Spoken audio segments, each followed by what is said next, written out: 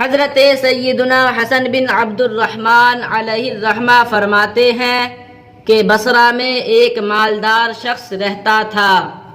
ایک دن جب وہ اپنے باغ میں گیا تو دیکھا کہ اس کا نوکر اپنی حسین و جمیل بیوی کے ساتھ باغ میں موجود ہے۔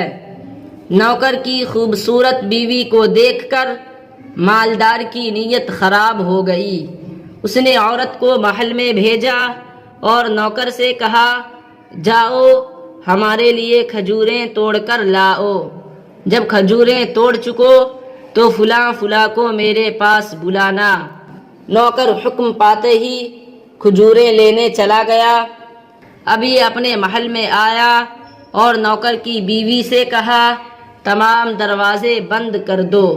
عورت نے تمام دروازے بند کر دیے تو مالدار نے کہا، کیا تمام دروازے بند کر دیے؟ سمجھدار نیک عورت نے کہا، صرف ایک دروازہ میں بند نہ کر سکی۔ مالدار نے کہا، کون سا دروازہ تو نے بند نہیں کیا؟ اس نے کہا، وہ دروازہ جو ہمارے اور ہمارے رب عز و جل کے درمیان ہے، میں اسے بند نہ کر سکی۔ یہ جملہ اس مالدار کے دل میں تاثیر کا تیر بن کر پیوست ہو گیا۔ وہ گناہ سے بچ گیا اور رو رو کر اللہ عز و جل کی بارگاہ میں توبہ کرتا ہوا وہاں سے چلا گیا۔